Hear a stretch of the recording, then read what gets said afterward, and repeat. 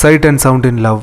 இந்த படம் எப்படி இருக்குது, படத்தோட கதை என்ன அப்படின்னா, படத்தில் ஹீரோக்கு வந்து கண்ணு தெரியாது, ஹீரோயினுக்கு பேச்சு வராது. அப்படி இவங்க ரெண்டு பேரும் ஒரு கட்டத்தில் மீட் பண்ணுறாங்க, நல்ல ஃப்ரெண்ட்ஸ் ஆகுறாங்க. அது மட்டும் இல்லாமல் இவங்களுக்குள்ள ஒரு நல்ல ரிலேஷன்ஷிப்பும் டெவலப் ஆகி லவ் வரைக்கும் போகுது. அப்படி ஒரு சில விஷயங்களால் இவங்க ரெண்டு பேரும் எதனால் பிரியிறாங்க, அப்படி பிரிஞ்சதுக்கான அந்த ரீசன்ஸ் எல்லாம் என்ன, இதுக்கப்புறமாவது இவங்க ரெண்டு பேரும் ஒன்றா சேர்ந்தாங்களா இல்லையா அப்படிங்கிற இதெல்லாம் தான் இந்த படத்தோட கதை.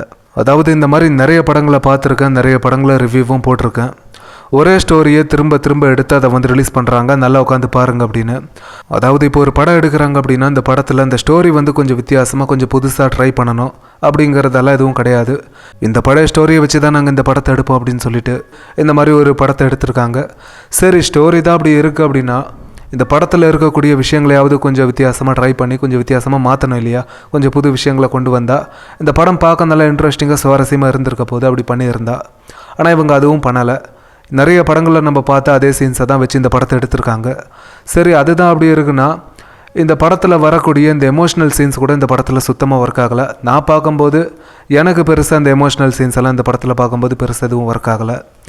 சரி, இதில் இன்னொரு விஷயம் அப்படின்னா நம்ம இந்த படத்தை பார்க்கும்போதே அடுத்து என்ன நடக்க போகுது அப்படிங்கிறத நம்ம ஈஸியாக கெஸ் பண்ணிடுவோம்.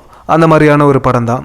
அப்புறம் இந்த படத்தில் இந்த லவ் போர்ஷன்ஸ் எல்லாம் கூட நான் நிறைய படத்தில் பார்த்த அந்த ஒரு ஃபீல் தான் எனக்கு கிடச்சிது. ஏன்னா இவங்க எதுவும் புதுசாக ட்ரை பண்ணலை. அப்புறம் இந்த சினிமாட்டோகிராஃபி வந்து ஓரளவுக்கு நல்லா பண்ணியிருக்காங்க. அப்புறம் இந்த படத்தில் இந்த டயலாக்ஸ் வந்து ஓரளவுக்கு நல்லா வந்திருக்கு. இந்த ஹீரோ ஹீரோயினோட அந்த பர்ஃபார்மன்ஸ் இந்த படத்துக்கு ஒரு மிகப்பெரிய ப்ளஸ்ஸாக இருக்குது. அதாவது இவங்க ரெண்டு பேரும் வந்து ரொம்ப நல்லா பர்ஃபார்ம் பண்ணியிருக்காங்க இந்த படத்தில். ஆனால் இது மட்டும் ஒரு படத்துக்கு போதும் அப்படின்னு சொல்ல முடியாது இல்லையா. அதனால் நீங்கள் எப்போ ஃப்ரீயாக இருக்கீங்களோ, உங்களுக்கு வேறு எதுவும் நல்ல படம் கிடைக்கல அப்படின்னா இந்த படத்தை வேணால் ட்ரை பண்ணி பாருங்கள்.